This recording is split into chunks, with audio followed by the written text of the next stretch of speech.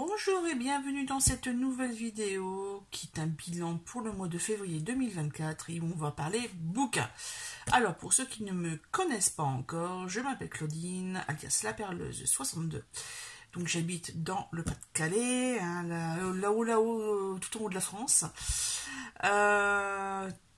Tout peut-être certaines intonations que vous allez faire, c'est bizarre.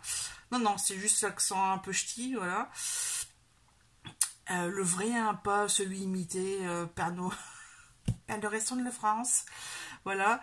Alors, qu'allais-je dire? Encore une fois, ce mois-ci, pas de vlog. Donc, ce bilan février va parler principalement de livres, mais pas que. Mais ça, on verra en fin de vidéo. Pour le moment, ce mois de février est un peu... pas sponsorisé, mais mon fil conducteur, en tout cas personnel, a été que Alex Bouquin Prada, donc la chaîne YouTube, a organisé encore cette année le challenge Février Tapal, qui a pour principe de, premièrement, de lire chaque jour au moins 200 pages ou un petit livre. Deuxièmement, de faire un no-buy. Et troisièmement, de faire du tri dans sa bibliothèque, dans sa pile à lire. Et de faire un petit peu un tri près de printemps, on va dire. Hein.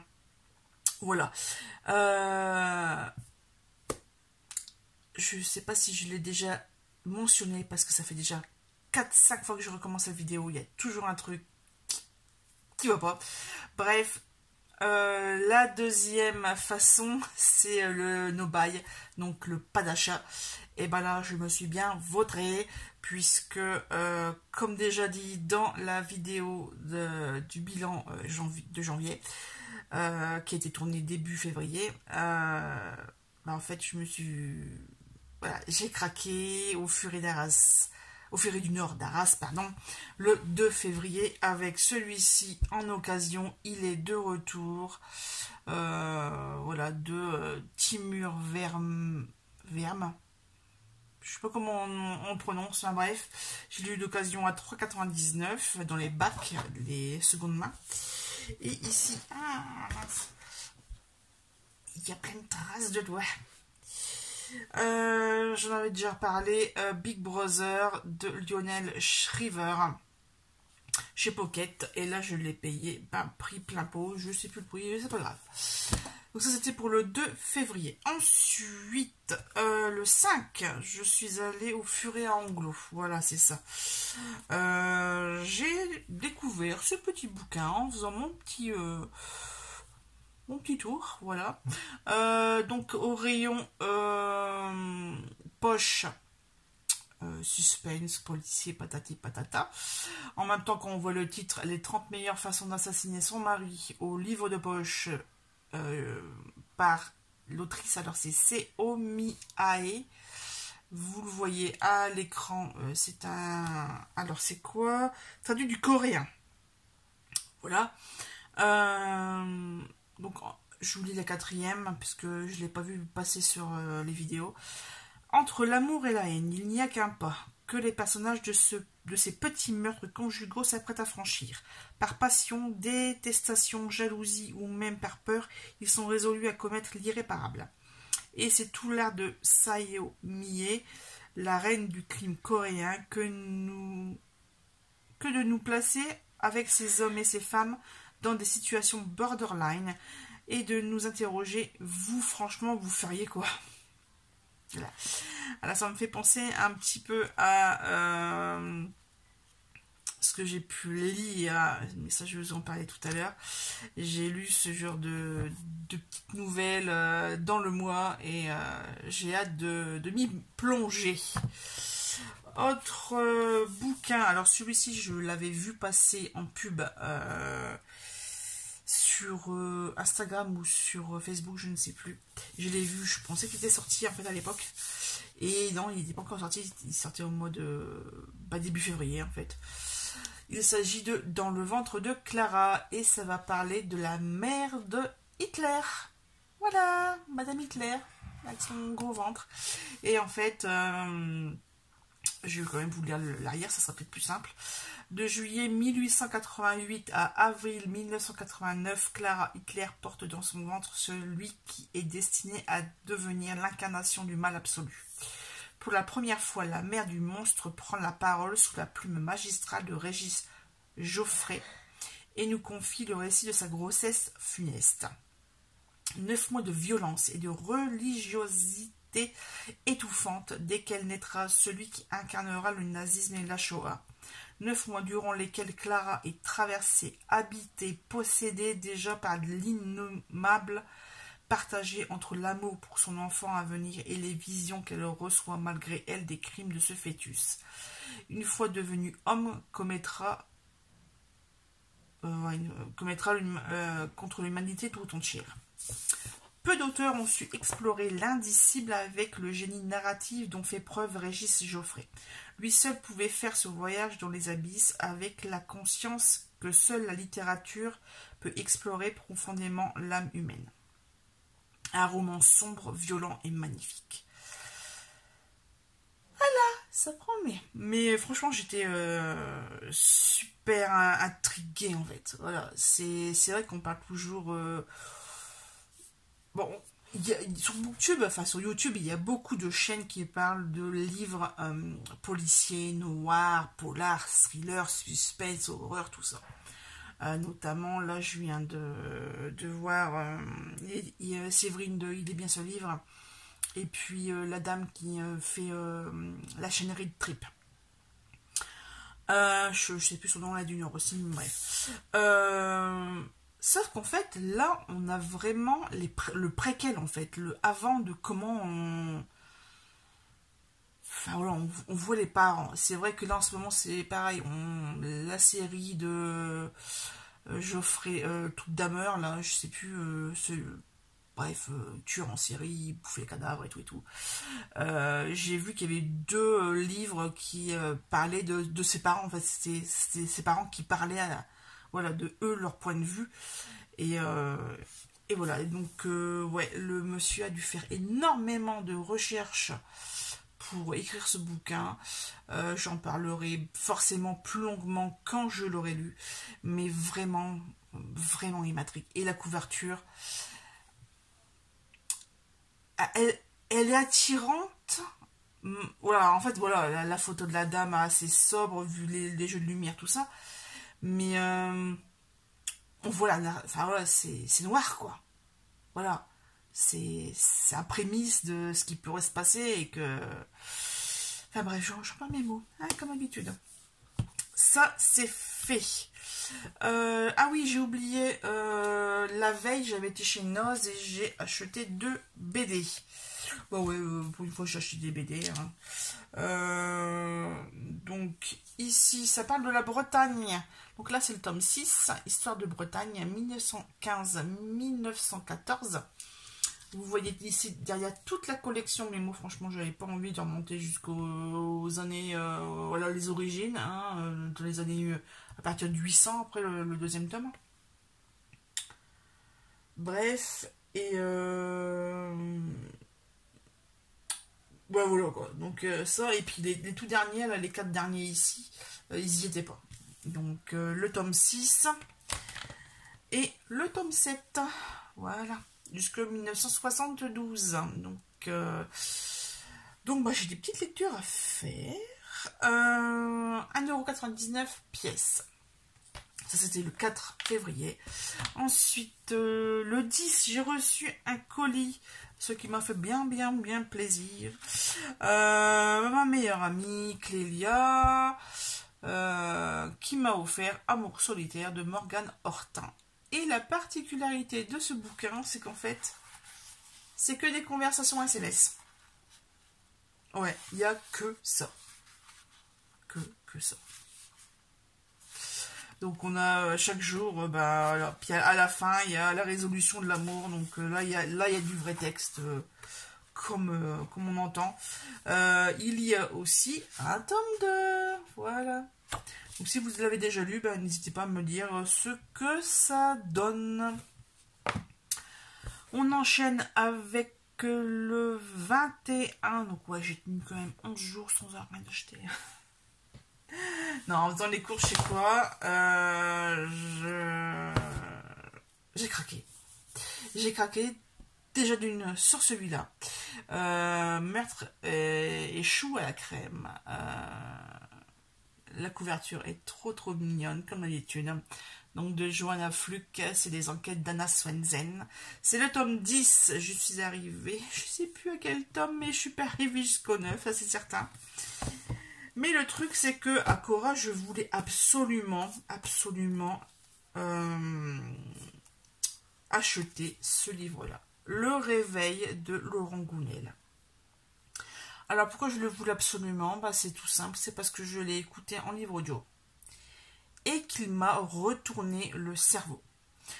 J'entends par là qu'on va transposer tout ce qui s'est passé pendant le Covid, c'est-à-dire la médiatisation de la maladie en Chine, l'arrivée en France, les politiques qui s'en mêlent, et voilà, enfin, tout le monde l'a vécu de toute façon, chacun à son niveau, chacun à sa façon. L'allocution du président, moi je sais que le soir même après, en fait pendant qu'il faisait son discours, je vois, ça commence à, non je sais pas, il y a un truc qui va pas aller, je commence à m'habiller. Et là, quand il a commencé à parler de confinement,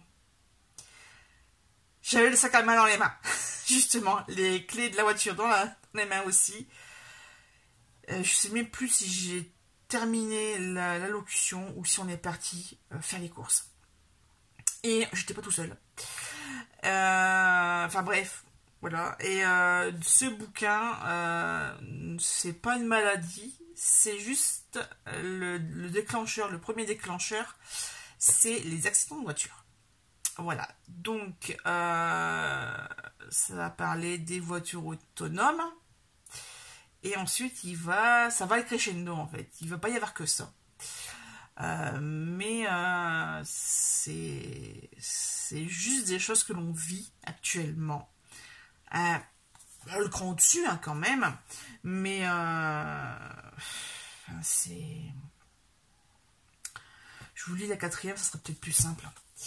Tom est un jeune ingénieur se retrouve confronté dans son pays à une situation inquiétante qui sème la peur au sein de la population. Dans ce contexte inédit, des mesures sont adoptées par le pouvoir contraignantes et liberticides. Tom est alors pris dans la tourmente des événements, mais un ami grec va lui ouvrir les yeux. Les craintes des uns sont en réalité très utiles à d'autres. C'est en découvrant des vérités parfois dissimulées que l'on peut se réapproprier sa liberté. Le réveil nous le prouve et nous fait voir le monde autrement. Alors, Ouest France dit Laurent Gounel veut éveiller les consciences et dénoncer la manipulation des masses par la peur qui menacerait notre démocratie. France Soir dit un roman dystopique, documenté, distrayant qui se lit comme un thriller. Et effectivement, il y a cette espèce de suspense. C'est du qu'est-ce qui va encore arriver, quoi. Mais c'est ça, hein. C'est un peu comme nous, chaque fois que tous les jours, toutes les semaines, il y avait le Premier ministre ou le Président de la République qui prenait l'antenne voilà, à la télé et aussi à la radio. Voilà, c'était... Qu'est-ce qui va encore nous tomber dessus? Les obligations, les contraintes, voilà. Et hallucine. Franchement, lisez-le. Lisez-le. Moi, je l'ai pris en papier parce que je vais le relire et je vais surtout l'annoter. Chose que je ne fais jamais. Mais je crois que je vais mettre des petits bouts de papier. Alors, peut-être pas des... ouais, non, ça va. Le papier n'est pas très glossy. Donc, les post-it, ça va aller. Il n'y aura pas forcément de démarcation de colle. Mais j'aime pas. Je préfère... je préfère... mettre des choses qui ne collent pas. Hein, pour la durée du livre, je parle. Mais... c'est c'est un bouquin à reprendre plusieurs fois, je pense. Je pense qu'il y a plusieurs niveaux de lecture. Voilà. Donc ça, plus celui-ci. Monsieur m'a fait attendre hein, parce qu'il était, je sais plus trop. Et puis j'ai vu ça. Bienvenue au Café Chat. Forcément, chat, café, c'est parti mon kiki. Donc c'est les éditions Nami Poche. Alors, c'est l'histoire de... Lorsque la sympathique vieille dame qui habite à côté de chez elle part en voyage, Léonie accepte d'héberger sa chatte Mimi. Pardon. Une mignonne boule de poils blanche comme neige.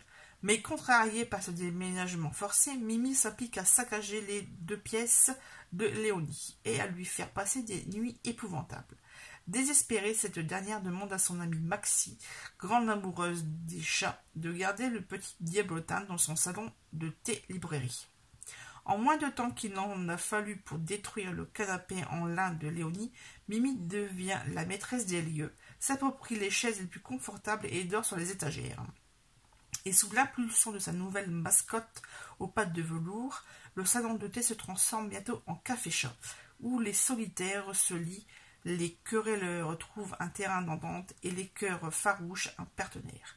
Une comédie craquante et réconfortante célébrant les facéties compagnons qui viennent chambouler tendrement notre existence. Alors, pour avoir 2 minouches avec moi, dont un qui dort là, sur le fauteuil, et un qui dort sur la petite fenêtre, forcément vous et puis maman, voilà, un susnommé Sheldon et Penny. Il bouge même pas une oreille, les salauds.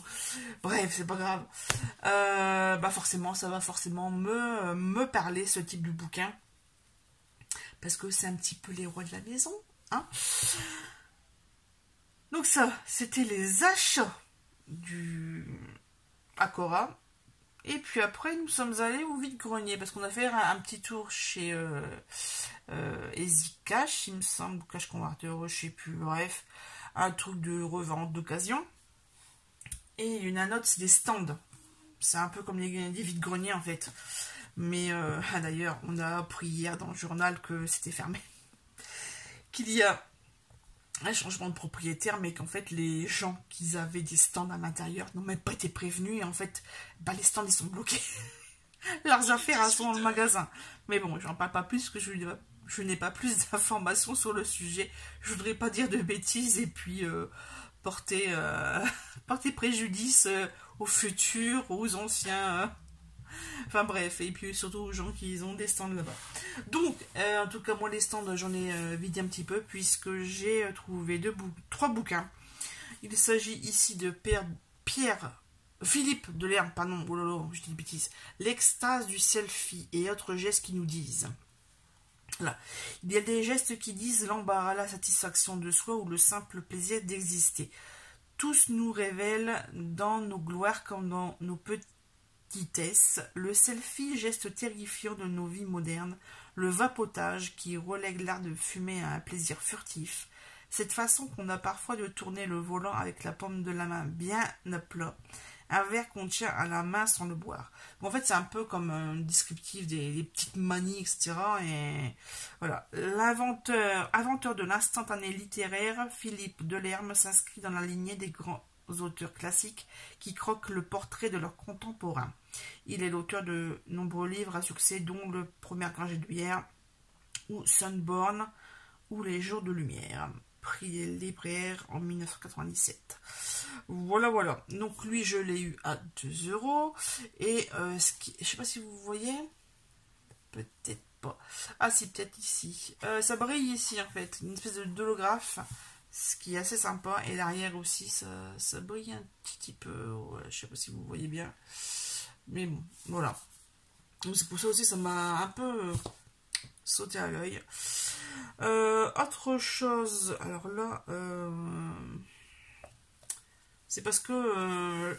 en fait, en janvier, j'ai préparé les challenges annuels, et un des challenges, c'est les auteurs qu'on n'a jamais lus, notamment, ou les auteurs de Russie. Et je pense que celui-ci va aller dedans. Irène Nemirovsky, j'arrive à le dire. Justement, parce que c'est quoi? J'ai traduit de quoi? C'est pas marqué. Oh, non, c'est pas marqué. Attendez, il y a une première page. Ah, la boucle en carton. Elle est née à Kiev. Sa famille est poussée à l'exil en France lors de la Révolution d'Octobre. Elle est née en 1903, donc la dame, elle est sûrement... Bah, elle est décédée, c'est sûr. Elle est morte en 1942. Voilà. Bref. Donc, auteur russe. Il me semble. Je me... Bref. Ah oui, c'est aussi l'histoire qui était intéressante. J'avais jamais eu le bouquin. J'ai pas de bouquin dans ce style-là. Dans la salle d'un tribunal se tient le procès d'une femme. Elle n'est plus très jeune. Mais elle a été très belle. Les témoins défilent à la barre. L'avocat et le procureur s'affrontent. Assise dans le box des accusés, elle subit par bribes le récit de sa propre vie, l'enfance, l'exil, l'absence du père, le mariage, les relations houleuses avec sa fille, l'âge, le déclin, jusqu'à l'acte irréparable. Huis clos cruel et inquiétant, ce roman paru en 1936, illustre l'immense talent d'Irène Nemirovsky, couronnée à titre posthume par le prix Renaudot pour Suite française. Ah, c'est elle, Suite française.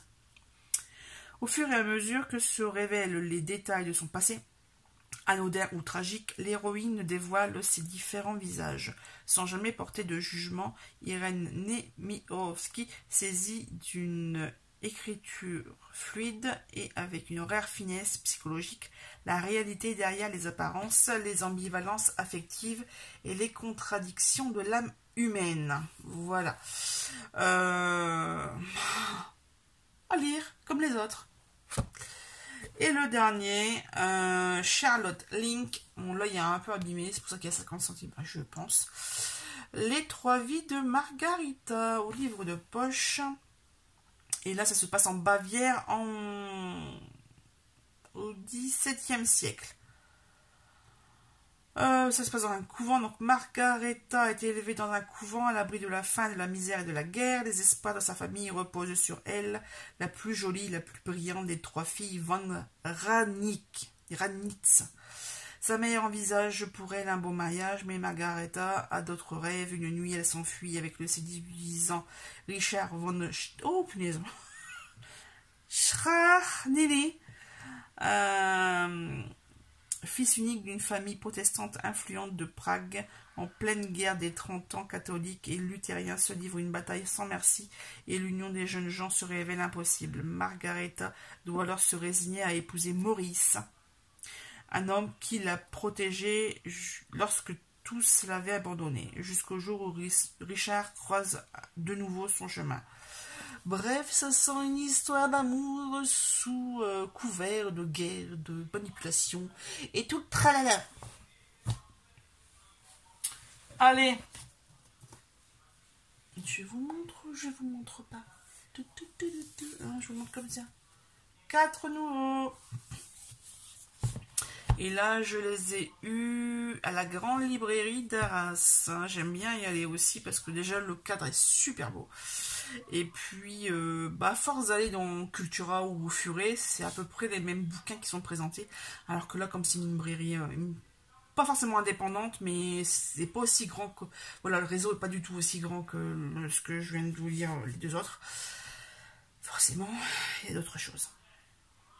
Bon, en tête de gondole, enfin dès que je suis rentrée dans le hall, j'ai vu ça. Mon homme avait failli le prendre en grand format. Je fais, allez, je vais lui prendre. Même, ouais, il y a plein de conseils, il y a pas mal de graphiques. Je sais pas si vous voyez bien, mais voilà, ça ne parle pas que de... Ça doit parler de beaucoup de choses, en fait, dans la glucose révolution. La formule scientifique efficace pour réduire les veaux fringales et retrouver votre énergie. Voilà. C'est un best-seller international, écrit par Jessie Inchopé. Voilà. Ensuite, un autre auteur que je vous ai présenté tout à l'heure, et ben là c'est Apprendre ou à laisser de Lionel Shriver. Voilà, là c'est... ils l'ont décidé il y a de nombreuses années. Pour ne pas disparaître dans l'indignité, la sénilité, la misère d'un système de santé défaillant, Kay et Cyril mettront fin à leur vie le jour de leurs 80 ans ensemble. Depuis lors, la petite pilule attend sur une étagère du frigo dans une boîte à savon. Mais l'échéance approchant, le vieux couple ne voit plus la chose du même œil. 12 fins potentielles s'ouvrent à eux. 12 options possibles, à prendre ou à laisser. Voilà. Encore des thématiques chocs, hein. Après les trucs de l'obésité, la décision de mourir, et puis bah comment quoi. Hein. De toute façon, on y passera tous, hein, mais justement j'en parlais tout à l'heure avec un agent. Oui, parce que ça, à savoir que je suis chauffeur VL, notamment pour la SNCF. Et on parlait de plein de choses et voilà, et le monsieur il fait. De toute façon, ce qui est sûr et certain, c'est que chaque personne doit mourir un jour ou l'autre. On ne sait pas ni comment, ni quand, ni dans quelles circonstances, ni avec qui autour. Enfin voilà, c'est le grand mystère, mais c'est le même mystère pour tout le monde. Voilà. Alors celui-là, je l'ai pris, mais alors, pour un détail, mais vraiment. Parce que j'en entends beaucoup parler. Et puis, le titre, il n'est pas écrit en ligne, il est écrit en rond. Et ça fait partie de... Ça peut faire partie d'un item, d'une caractéristique. Oh, qu'est-ce que je suis bête, je vous jure. De challenge, en fait, tout simplement. C'est le titre écrit de haut en bas ou à lettres à l'envers. Enfin, voilà, un truc un peu particulier. Bah voilà, je l'ai pris pour ça. Mais il n'y a pas que ça, parce que l'arrière est aussi très intéressant. Je vous le dis vite fait. Espagne, juin 1943. Une prostituée obèse de Bilbao donne vie à un garçon qu'elle confie aux jésuites. Plus tard, en Galice, une femme accouche d'une fille qu'elle abandonne dans un couvent. Les deux orphelins connaissent la misère, Franco, mais se rencontrent, se marient et s'installent à Paris. Victoria devient femme de ménage. Julian, gardien du théâtre de la Michaudière. Ils auront une enfant, la narratrice. À 27 ans, Maria croyait s'être affranchie de ses origines, la loge de ses parents, la violence paternelle, les silences maternels. Mais un tirage de tarot va tout chambouler et l'obliger à fouiller le passé et Bilbao, où naissent les secrets. Donc c'est écrit par Maria Larrea. Donc pareil, encore une thématique que je ne connais, que j'ai pas l'habitude en fait. Et je suis très intriguée. Celui-ci aussi, le dernier, où la tête... Là. J'en montre pas plus, Je vais essayer de le cacher. Non, plus sérieusement, nouvelle parution aux éditions Monsieur Toussaint l'ouverture, avec une couverture, mais pépitas de pépitas. Franchement, trop belle. Il s'agit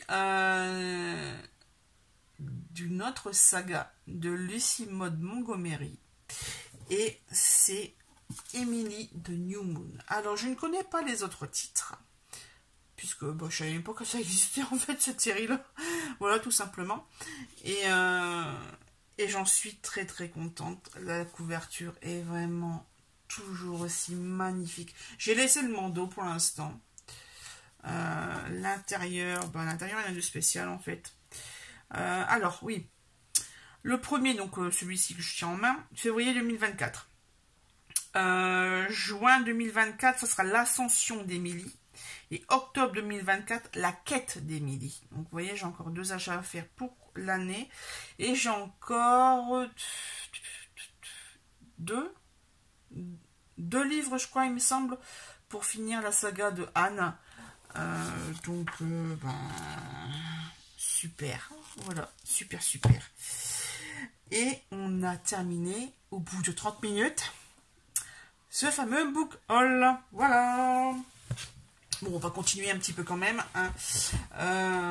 Je vais essayer d'être un peu plus rapide, mais je crois que la vidéo va faire 1 heure. Nous allons parler dès à présent de mes lectures du mois.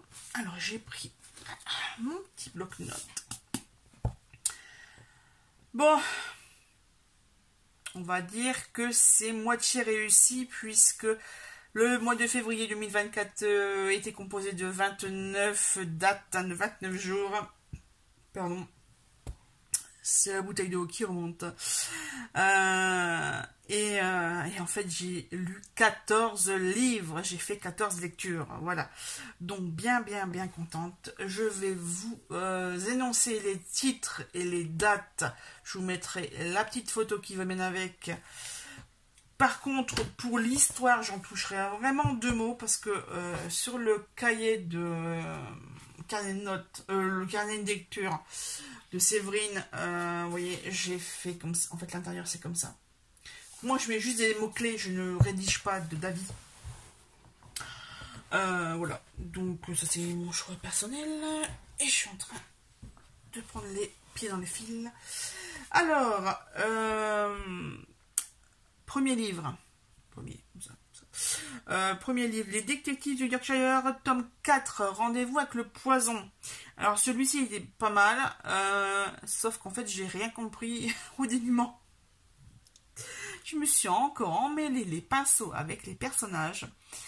Et donc je me souviens pas. Je sais qu'il y a une scène à la fin, c'est lors d'un concours de dressage, en fait le père de Delila. Voilà, c'est un truc de fermier tout ça, donc ils ont forcément des chiens de berger et ils sont dressés pour ramener les troupeaux. Enfin, je sais pas si vous voyez un peu comment ça fonctionne. C'est pas les bergers australiens, mais bon, enfin bref.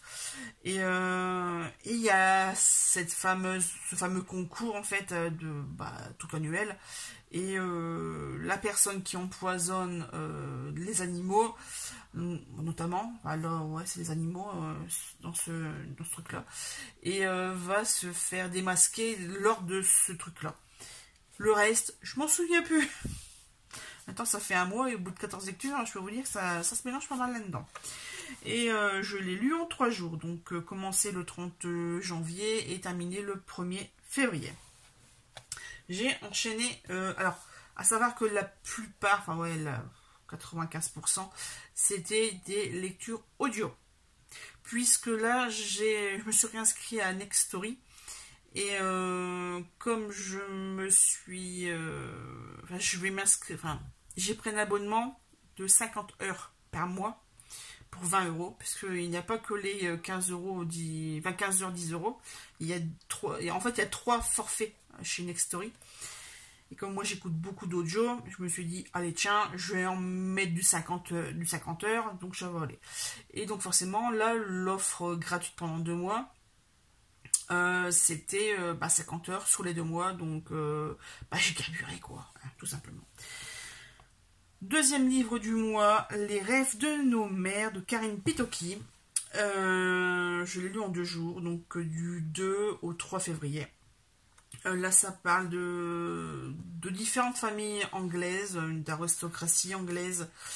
Il va y avoir un héritier, et après, je sais plus ce qui va dans quel tome, puisqu'en fait, j'ai écouté la trilogie de la suite, en fait, donc je ne sais plus. En tout cas, il y a, ça parle des différents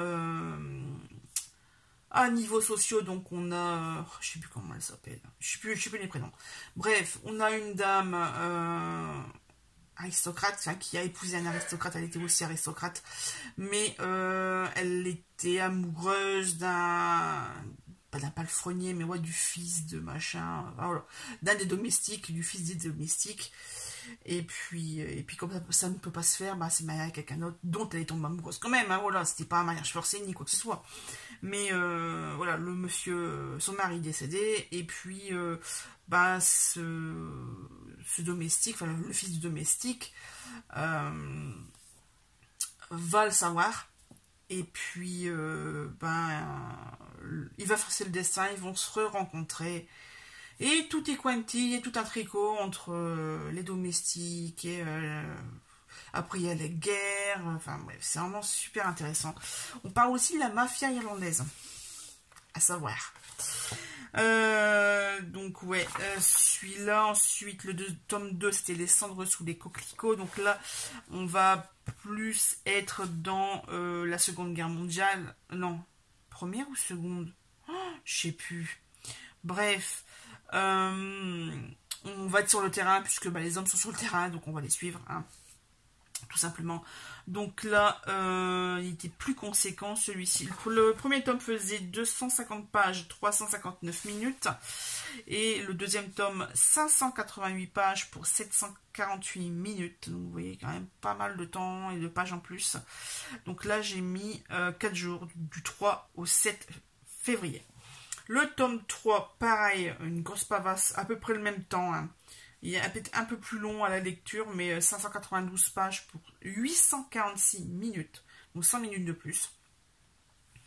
Les heures incertaines, et là c'est pareil, c'est retour de guerre, la remise en question, enfin, on parle de beaucoup de choses. D'histoire d'amour, c'est assez féministe parce qu'il y a un des personnages elle est journaliste, elle a refusé le mariage plusieurs fois, mais à un moment donné, bah, elle craque et au bout de la 5e fois, demande en mariage, puis voilà, elle est malheureuse quoi, donc elle n'est pas avec son homme, donc voilà, ils sont tous les deux malheureux de leur côté, et puis quelques années après ils se retrouvent, et puis bon, tout compte fait, ils vont quand même se marier. Et il va se passer plein de choses, hein, bref.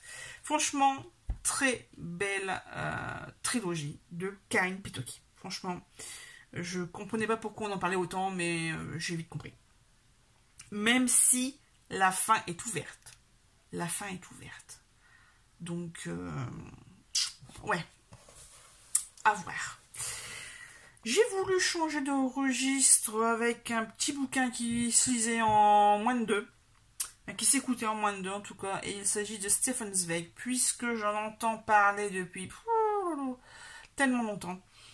Et là j'ai sélectionné, enfin j'ai écouté Lettre d'une inconnue. Et, mais quel claque ce truc! C'est d'une poésie. Franchement, en 105 pages, il nous embarque dans toute une vie de la dame. C'est juste hallucinant. Une histoire d'amour comme ça, qui est... c'est marqué, hein, histoire d'amour unilatérale, écrivain, amour sexe sans lendemain, parce que monsieur est un consommateur et n'est pas du genre à se caser. Et en fait, Lettre d'une inconnue, c'est un écrivain qui reçoit dans sa boîte postale une lettre qui n'est pas signée. Et dès les premières phrases, la personne explique que ils se sont connus, elle l'a aimé, il ne sait pas qui c'est, elle ne connaît pas son identité, et que s'il lit ces lignes, c'est qu'elle est morte. Donc c'est pas la peine de la chercher, puisqu'elle n'est plus vivante. Il ne pourra pas avoir d'autre explication que ce qu'il y a dans cette lettre. Et franchement, waouh. Et après cette première expérience, je pense que je vais continuer à lire du Stefan Zweig, parce que franchement, déjà tout le monde en parle. C'est bizarre. Mais je comprends.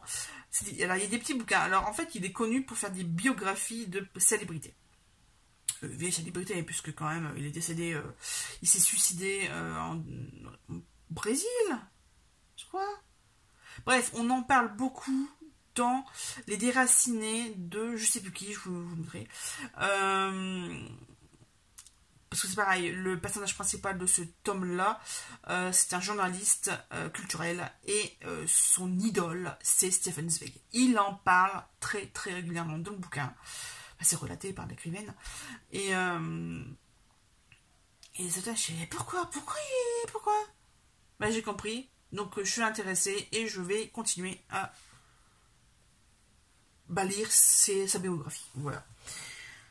Autre changement. En fait, il y aura beaucoup de changements de style hein, pour justement ne pas mélanger mes lectures et puis souffler aussi, reprendre un peu de souffle parce que si j'aurais continué avec Steven Zweig pendant 4 bouquins, je sais pas dans quel état j'aurais été. Bref, un truc un petit peu plus léger, mais en fait j'étais super déçue.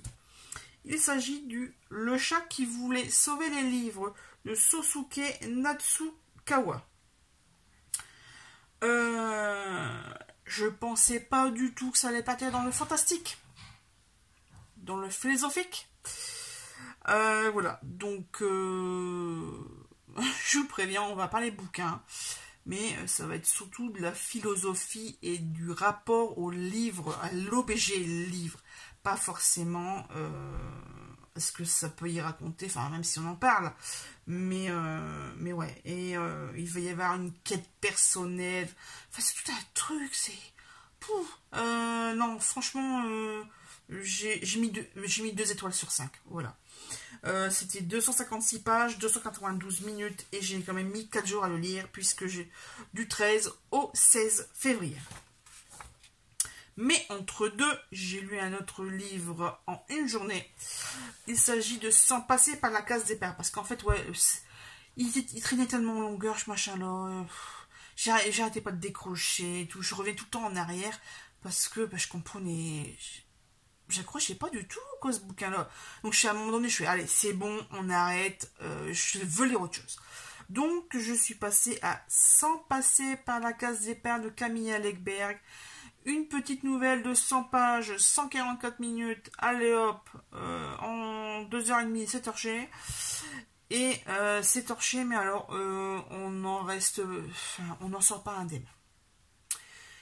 On va suivre 4 adolescents le 31 décembre. Ils préparent une soirée dans la maison d'une personne, enfin d'un des 4. Parce que tous les parents des 4, les 4 il me semble, font la fête chez les voisins, c'est une autre famille des 4 en fait, voilà. Et on va prendre de ces trucs de malade, parce que autant ils sont friqués, ou ils font semblant d'être friqués, parce qu'il y en a un des deux qui est en train de se casser la gueule, un truc de malade, mais il faut être dans les apparences, donc voilà, mais le gamin, à un moment donné, il craque, il dit la vérité, puisque lors de cette soirée, il va y avoir le Monopoly qui va être sorti. Et donc, d'où le titre, Sans passer par la case départ. Et au lieu de mettre des hôtels ou quoi, ils font le jeu de action ou vérité. Et donc, forcément, il va y avoir des actions pas très cool. Il va y avoir des vérités qui vont exploser la gueule, j'ai envie de dire, malheureusement. Et ouais, ça va être... Et la fin, mais alors quelle fin? Fin ouverte encore aussi. Il pourrait y avoir une suite de après le gros truc qui va se passer. J'ai envie de dire, c'est presque un préquel. Voilà, tout simplement. Donc là, forcément, j'ai mis 5 étoiles là. Voilà. Je vous en ai parlé tout à l'heure du réveil de Laurent Gounel. Donc là, on va y passer. Je l'ai lu du 17 au 18 février. 5 étoiles, forcément, vu ce que j'en ai parlé tout à l'heure, ce que j'en ai dit. Là, un ovni, je ne connaissais pas, mais je voulais lire un truc un petit peu plus long que mes dernières lectures. Il s'agit de quelques rendez-vous confidentiels au hasard, de Antoine Page. 240 pages, 358 minutes du 18 au 20 février. Et là, on va suivre un couple de trentenaire, lui est gestionnaire de patrimoine, elle est dans le marketing vestimentaire, enfin un peu fashion look, quoi, on va dire. Elle se prend la tête pour des détails insignifiants, notamment la taille des ceintures pour la prochaine saison de mode. Fine ou large? T'as envie de la claquer. Bref, c'est son métier, il y a des gens qui font ça, hein. Manipulation de masse, encore une fois. Voilà, c'est le commerce, c'est compréhensible, mais bon, franchement, elle était gavante et c'était fait exprès. J'ai envie de dire, c'était vraiment fait exprès. Ce couple va lors d'un périple, je sais même plus où, à Reims ou dans le genre, bref. La dame veut casser les codes et pas partir en week-end ou en une semaine en vacances à Bali ou en Philippines ou j'en sais rien. Bref, les grands endroits à la mode. Elle va dans la campagne, ils arrivent, enfin il pleut, ils arrivent dans une espèce de petite église lors d'une vente aux enchères. Elle craque sur un petit tableau qui représente un enfant en costume militaire. Et c'est le point de départ. Elle l'accroche, elle s'en fiche. Mais lui, l'autre personnage principal, cet enfant qui est en uniforme va vraiment le perturber, le troubler. Il va vouloir savoir qui il est. Parce que pour lui, il existe réellement. C'est pas juste une représentation comme ça, générale, globale, de l'enfant durant la guerre, je sais pas quoi. Et il va y avoir toute une enquête. Et franchement, j'ai adoré. J'ai adoré. Par contre, j'ai toujours pas compris pourquoi le titre. Mais bon, c'est pas grave. Peut-être parce qu'il va se passer un truc à la fin qui va chambouler tout le quotidien de ce monsieur et de cette femme, de cette là.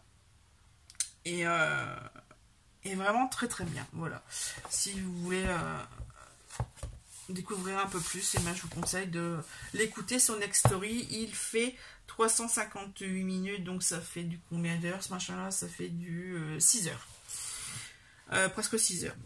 Ensuite, alors là c'est pareil, du 5 étoiles, j'en ai entendu parler pendant des années, et vous allez faire ah ouais, quand je vais dire le titre, c'est écrit par Benoît Philippon et il s'agit de Mamie Luger.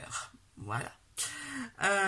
Donc la petite mamie de 103 ans qui a ce nom de Mamie Luger, on se demande bien pourquoi, mais c'est tout simplement parce qu'elle a un Luger, et un Luger c'est un pistolet allemand. Voilà, tout simplement. Tout simplement, mais elle a une vie la dame. Bref, franchement à lire. On rit, on pleure, on est écœuré, on parle des hommes, de violence, de force des femmes, enfin d'elles en tout cas, même d'autres, mais de situations, mais on peut même pas imaginer que des fois elle est vraiment prise pour une conne. Mais elle se laisse pas faire.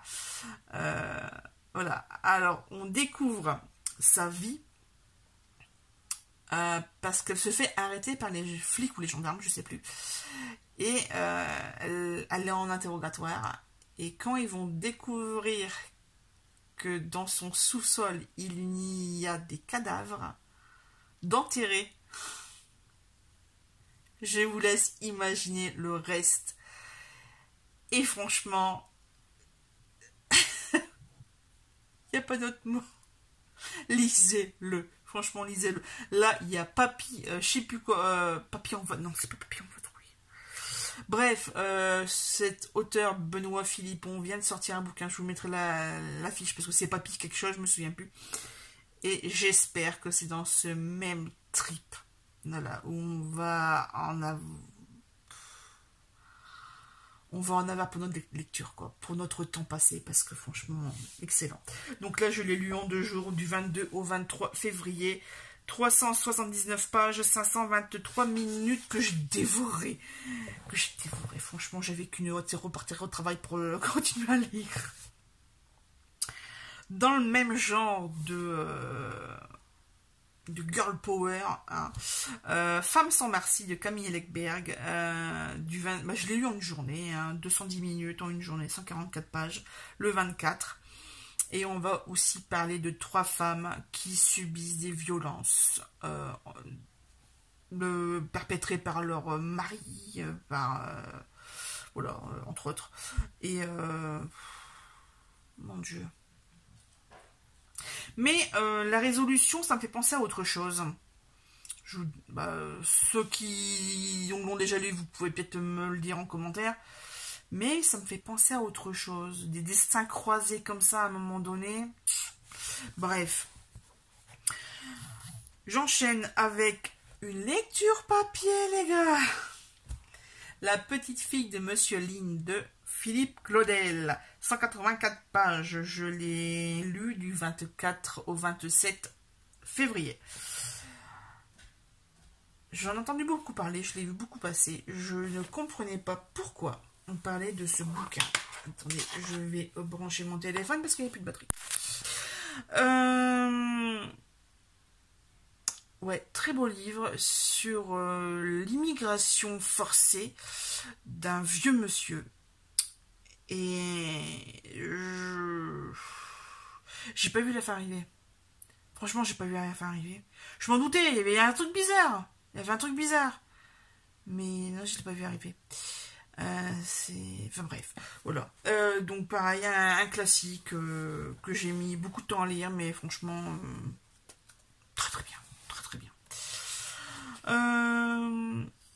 Alors, un auteur classique que je connais, que tout le monde connaît, Eric Emmanuel Schmitt. La rêveuse au stand, notamment.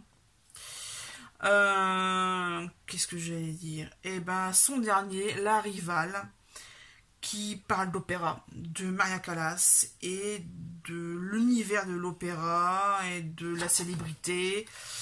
À 144 pages en 181 minutes, je l'ai écouté en une journée. J'ai pas vraiment accroché, mais je crois que c'est dû au personnage principal, qui est détestable. C'est fait exprès. Et la fin rend justice, j'ai envie de dire. Et quand on connaît la fin, on a un petit peu envie de reprendre le bouquin pour l'apprécier encore mieux. Voilà, c'est du bien fait, quoi. Voilà. Et je termine...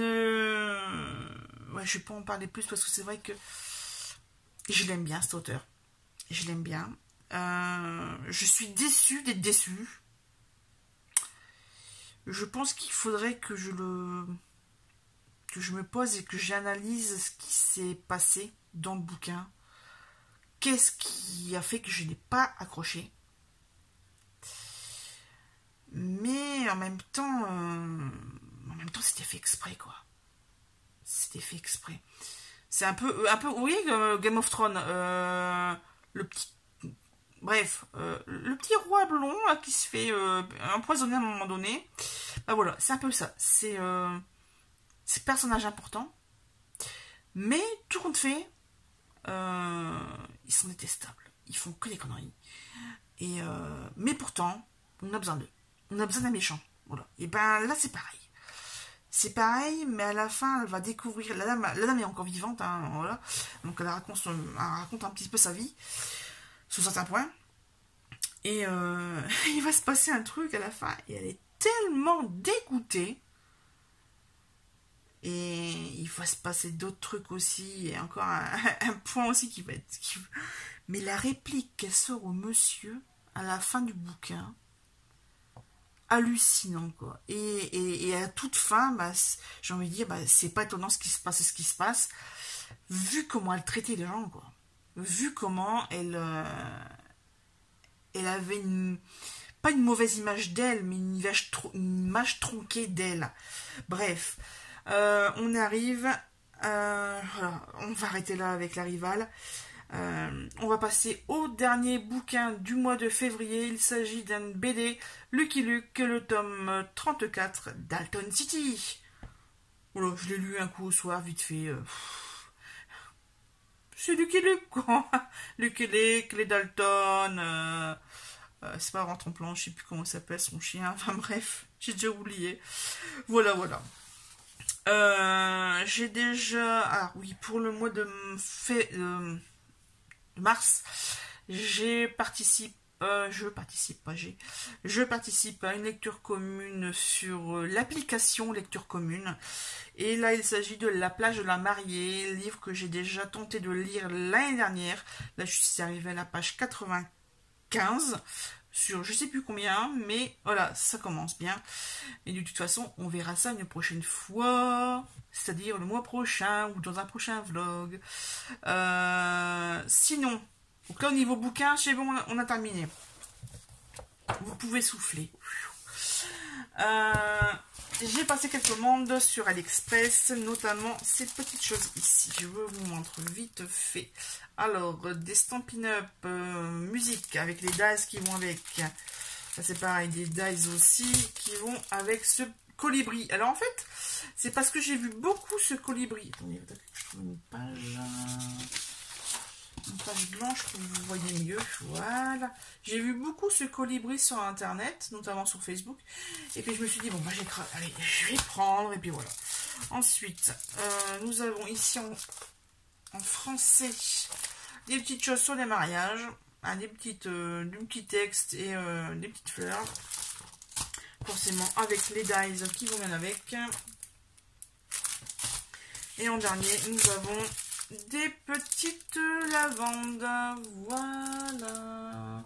Donc ça, c'est une partie des choses AliExpress que j'ai acquis. Et puis sinon, on va terminer cette vidéo avec ce que j'ai regardé en série télé. Donc, je suis toujours sur ma revisionnage de Grey's Anatomy. Je suis arrivée à la saison 5, saison 6, oh saison 6, mais je l'ai fait en mois de mars. Donc voilà, en février, j'ai terminé avec la saison 5. La fameuse prise d'otage dans l'hôpital où Derek se fait tirer dessus. Et franchement, ça se passe en 2 épisodes. J'avais complètement oublié ce qui se passait avant. Complètement. C'est un truc de dingue. Bref. Et donc, j'ai fait saison 3 à saison 5. Voilà, 3 saisons donc qui est sur ce mois de février. Nous sommes allés voir au cinéma Les Chèvres avec Danny Boone et Jérôme Commandeur. C'était marrant. Mais alors en fait, ouais, c'était un peu mitigé. Mais la fin était chouette. J'ai bien aimé. Surtout la toute dernière scène. Je fais, oh, mais tout s'éclaire, c'est hallucinant. Et voilà, donc très drôle. Et puis bien contente. On avait vu aussi Opération Portugal au mois de janvier, je sais plus. Bref, soit je n'avais pas trop. Bref.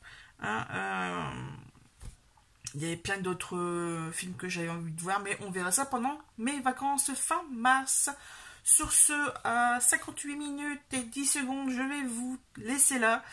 Et dites-moi ce que vous avez lu pendant votre mois de février. Et puis si vous avez fait des vidéos, vous pouvez mettre les liens ou mettre un commentaire où je cliquerai sur votre profil YouTube ou Instagram. Et puis je vous dis au mois prochain.